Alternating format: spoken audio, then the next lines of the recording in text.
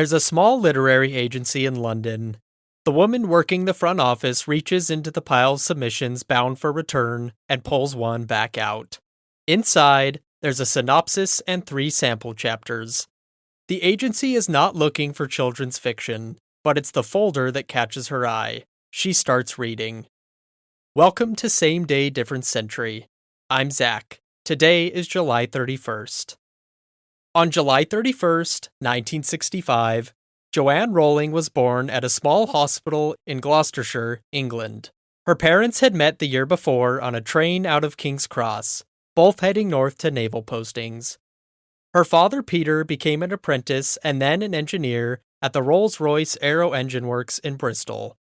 Her mother, Anne, worked as a laboratory technician. A sister, Diane, arrived 2 years later. The family moved from Yate to Winterbourne, then, in 1974, to Tutshill, on the English side of the border with Wales. Rowling has said she wrote her first story at around 6, about a rabbit with measles. She attended Wydene School, where her mother later worked as a technician in the science department. She read English literature voraciously and wanted to study it at university. Her parents pushed her towards something with clear employment prospects. She went to the University of Exeter and read French and classics, spending a required year in Paris, and graduated in 1987. The degree led where such degrees often led. She took secretarial and administrative work in London, including a period as a researcher and bilingual secretary at Amnesty International, where her job involved reading first-hand testimony of human rights abuses in Francophone Africa. She has said she was a poor secretary, inattentive to the actual work, and prone to typing story fragments on the office computer. Then, in 1990, she was traveling between Manchester and London when her train was held up for several hours. By her own account, the central idea arrived there. A boy who does not know he is a wizard, sent away to a school for magic. She had no working pen and did not ask a stranger for one. She has said the idea simply fell into her head. She began writing that evening. On December 30th, 1990, her mother, Anne Rowling, died.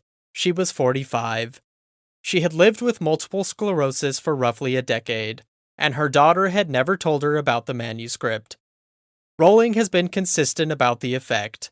The loss of Harry's parents, already a plot device, became the emotional center of the work. What had been a story about a school became a story about absence. Grief and a stalled career pushed her out of Britain. In 1991, she moved to Porto, in northern Portugal, to teach English. Classes in the afternoons and evenings, writing in the mornings. In October 1992, she married a Portuguese television journalist, Jorge Arantes. Their daughter Jessica was born in July 1993. Their marriage lasted 13 months. Rowling has publicly described herself as a survivor of domestic abuse. Arantes, in a later interview, acknowledged striking her.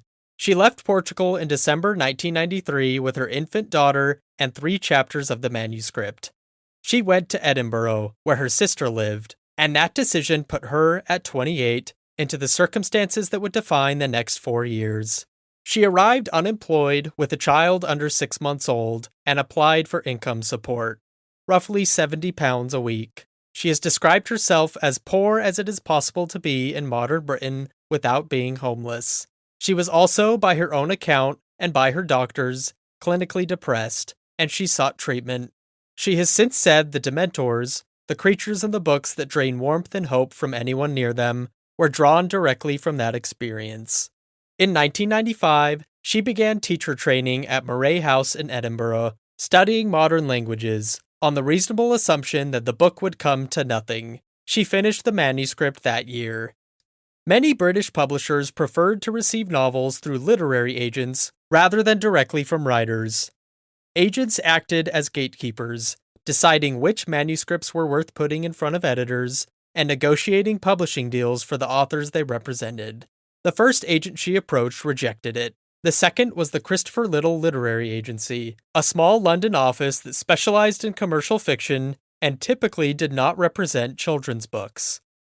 The submission was already in the return pile. It was retrieved from that pile by Brian E. Evans. She read the sample and pressed for the agency to take it on. Little agreed and wrote within the week asking for the whole manuscript. Then came a year of refusals. 12 publishers turned the book down, and the reasons varied. It was far longer than the standard for the age group. More paper than a children's cover price was thought to justify. Boarding school stories, publishers said, would shut too many readers out. Children's books were not where British publishers expected to make money, and there was little appetite for an unknown writer and an oversized first novel. Bloomsbury said yes in the summer of 1996. The company had been founded only a decade earlier, was small, and had recently hired an editor, Barry Cunningham, to build a children's list from almost nothing. A new imprint needed a distinctive title more than it needed a safe one.